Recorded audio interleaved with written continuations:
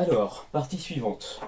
On va passer donc à une deuxième formule, là aussi très importante, très intéressante, très utile, qui va être une formule qui va nous donner les distances, les longueurs. Et c'est-à-dire qu'à partir des coordonnées de 2 points, où qu'ils soient dans le repère, je vais pouvoir calculer la longueur de ce segment, la longueur entre les 2 points, la distance entre les 2 points. Donc ça veut dire que dès que j'aurai besoin d'une longueur, à un moment donné, dans un exercice de géométrie analytique, je passerai par cette formule-là.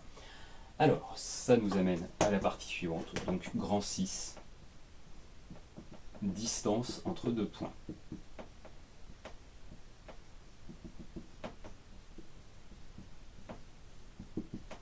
Donc, grand 6, distance entre 2 points, vous soulignez en rouge, et on écrit, hop, on y va, formule.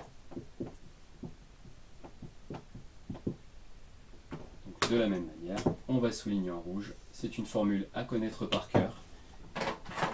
Là, on est en train de faire en fait toute une trousse à outils avec ces formules-là, et on ne peut pas en laisser une de côté. Donc, A de coordonnées XA, YA, et B de coordonnées XB, YB, sont 2 points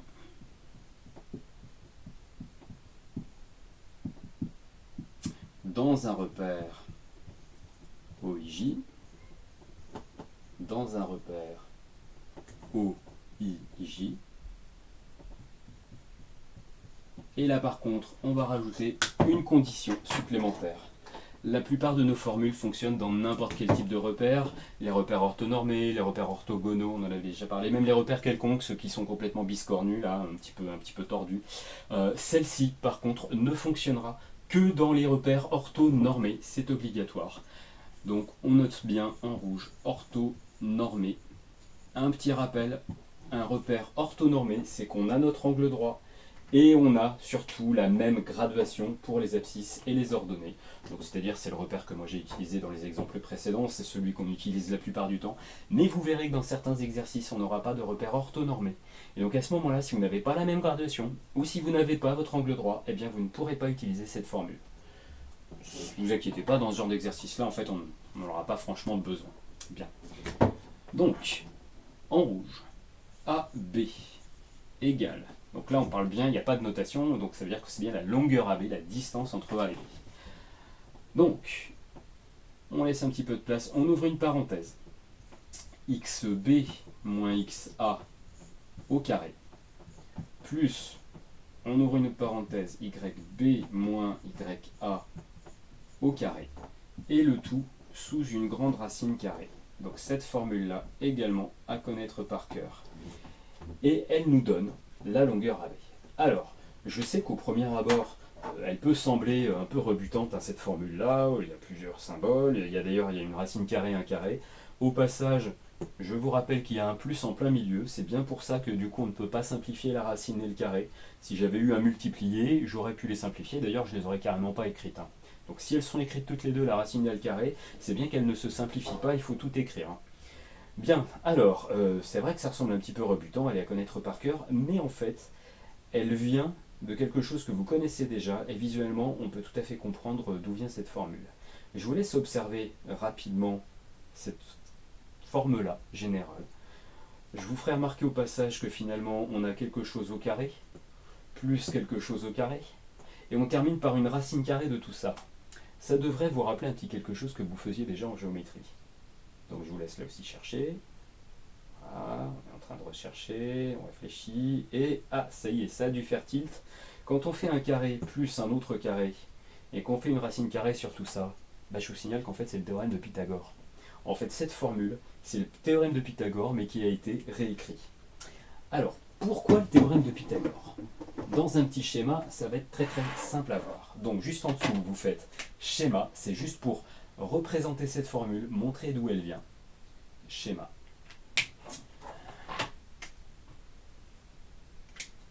Alors, vous allez vous faire un petit repère orthonormé, mais vraiment très petit, il n'y a pas besoin d'en faire un très grand. Donc, même moi, vous voyez, je vais utiliser les grands carreaux comme unité. Hop, hop. Donc là, repère orthonormé O, I, J. Et là, je vais juste placer 2 points, A et B. Je vais les placer ici, par exemple, pour le point A. Hop. Et puis ici pour le point B. Voilà. Et moi, je cherche la longueur AB, c'est-à-dire cette longueur-là. Bien. Eh bien, le principe de cette formule est de dire, si je suis dans un repère orthonormé, c'est un petit peu comme si j'étais en fait finalement sur un quadrillage. Finalement, un repère orthonormé, c'est juste un quadrillage pour lequel on a repassé en gras en fait une ligne et puis une colonne.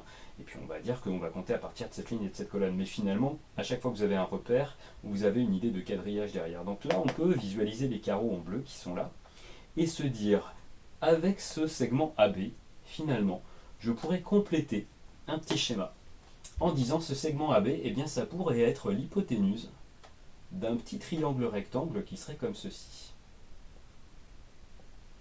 Et puis le point qui serait là, on pourrait l'appeler H par exemple. Voilà. Donc on peut tout à fait construire un petit triangle rectangle en H qui s'appellerait AHB. J'aurais pu tout à fait choisir de le construire d'ailleurs dans cette partie-là. Voilà. Bien. On sait que le théorème de Pythagore s'applique à un triangle rectangle. Donc ça veut dire que HB au carré plus HA au carré, ça donne AB au carré. Donc en gros, AB, c'est la racine carrée de HA au carré plus HB au carré. Bien. On va donc s'intéresser à ces deux petites longueurs. Eh bien, regardez bien la première petite longueur, celle qui est ici. Cette petite longueur HA, finalement, en termes de coordonnées, qu'est-ce que c'est? Eh bien, c'est la différence entre l'ordonnée qui est là et l'ordonnée qui est là. Vous voyez les deux traits que j'ai faits? La différence entre ces deux traits est pour moi de 2 unités. Et c'est exactement la longueur de HA. Donc en fait, HA ici, qu'est-ce que c'est que cette longueur? Eh bien, c'est la différence des ordonnées, c'est-à-dire c'est YB moins YA. Puisque je vous ferai remarquer que l'ordonnée de H, c'est aussi l'ordonnée de B. Donc YB moins YA, cette parenthèse qui est là, finalement, ce n'est rien d'autre que la longueur de ce petit côté perpendiculaire ici. Et du coup, je pense que vous avez compris le principe maintenant. Qu'est-ce que c'est que ce XB moins XA? XB moins XA, c'est la différence entre les deux abscisses des deux points, c'est-à-dire la différence entre ceci et ceci. Et si on regarde bien la différence entre ces deux abscisses, c'est exactement, là aussi, la longueur HB, celle dont j'ai besoin pour mon théorème de Pythagore. Donc en fait, finalement, ça et ça, ce sont les longueurs de mes deux côtés perpendiculaires dans un théorème de Pythagore.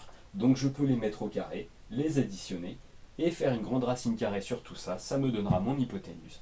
Donc ma formule qui est à connaître par cœur peut se retrouver là aussi en repensant au théorème de Pythagore. Bien entendu, c'est quand même beaucoup plus rapide de la connaître par cœur. Vous perdrez énormément de temps si vous le refaites ça à chaque fois si vous ne la connaissez pas. Mais maintenant je pense que c'est clair de voir d'où elle vient. Donc du coup maintenant, un petit exemple très simple. Il n'y a même pas besoin d'un petit schéma, je vais quand même en faire un à la rigueur. Vous faites là aussi un tout petit repère. Alors là par contre je vais vous demander de faire en centimètres pour que vous puissiez mesurer avec votre règle. Là on va commencer à avoir besoin des centimètres puisque si je veux vérifier la longueur que j'ai calculée et que je veux la vérifier en mesurant avec une règle, eh bien je vais mesurer avec des centimètres. J'ai donc besoin que mes graduations soient en centimètres. Donc on va faire 1 centimètre, 1 centimètre. Alors au passage en vertical, là aussi petit truc, 1 cm, vous verrez c'est un grand carreau et une petite ligne, ça fait 1 cm. Et vous allez placer le point A, de coordonnées 1, 1, voilà. On va placer à côté le point B de coordonnées 3, 2. Mon point B va être ici. Et donc moi, je vais essayer de calculer la longueur AB, la longueur qui est entre les deux. Donc, je prends ma formule.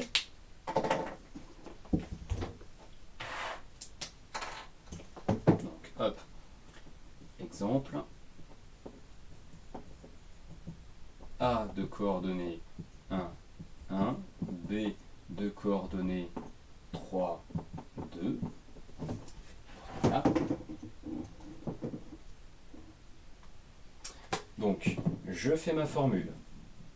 AB égale à racine carrée donc de xb moins xa au carré plus yb moins YA au carré. Hop, là, une grande racine carrée sur tout ça. Et je remplace, et de toute façon, pour tout ce qui est calcul, les gens qui ont du mal avec le calcul mental, encore une fois, c'est la calculatrice qui peut faire le boulot à votre place. Alors xb moins xa, eh bien je vais me retrouver, vous voyez, xb, premier nombre du point B, ça veut dire 3, moins xa, première coordonnée du point A, 3 moins 1, le tout au carré, plus, même chose pour les y, 2 moins 1, et hop, une grande racine carrée sur tout ça. Donc là, après, en contrôle, ce qu'on vous demandera encore une fois, la première fois que vous vous servez d'une formule, vous l'écrivez en entier avec les lettres, puis on remplace, puis là, alors c'est peut-être pas la peine de faire tous les détails, moi ce que je vous conseille quand même pour éviter les étourderies potentielles, c'est quand même de faire chacune des deux parenthèses au carré. Donc là, 3 moins 1 ça fait 2, au carré ça fait 4, 2 moins 1 ça fait 1, au carré ça fait 1, voilà. Comme ça permet d'éviter les petites erreurs d'étourderie.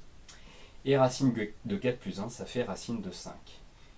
Et le problème, c'est que racine de 5, bah, c'est un irrationnel. Donc ça veut dire que là, je ne peux pas faire mieux que ça, à moins d'aller jusqu'à la valeur approchée. Or là, si on ne dit rien de spécial, je rappelle que maintenant qu'on est au lycée, si on ne dit rien, il faudra toujours donner la valeur exacte. Donc, la vraie longueur AB va être racine de 5. Et vous voyez tout de suite que si j'avais mesuré avec une règle racine de 5, je n'aurais jamais pu savoir que c'était vraiment racine de 5. Il aurait vraiment fallu à la rigueur que je refasse encore un théorème de Pythagore pour avoir la valeur exacte. Alors après, bah, rien ne vous empêche de prendre votre calculatrice, de regarder la valeur approchée de racine de 5, vous vous arrêtez à un chiffre après la virgule puisque ça fera des millimètres, et puis bah, vous mesurez avec votre règle entre vos deux points si ça fait bien cette longueur. Attention, je le redis, il faut que vous ayez des graduations en centimètres au départ. C'est pour ça que je le redis encore une fois, à partir de maintenant, on va essayer de se forcer d'avoir des graduations en centimètres à tous les coups. Et là aussi, donc deuxième formule, dès qu'on aura besoin d'une longueur à un moment dans un exercice, on va donc passer par cette formule-là. Ce qui veut dire par exemple, prouver qu'un triangle est isocèle, ça veut dire 2 fois de suite cette longueur. Prouver qu'un triangle est équilatéral, 3 fois de suite cette longueur. On verra un cas particulier pour prouver qu'un triangle est rectangle, puisqu'on n'a pas de formule pour l'instant pour prouver qu'il y a un angle droit quelque part. On passera par la réciproque de Pythagore.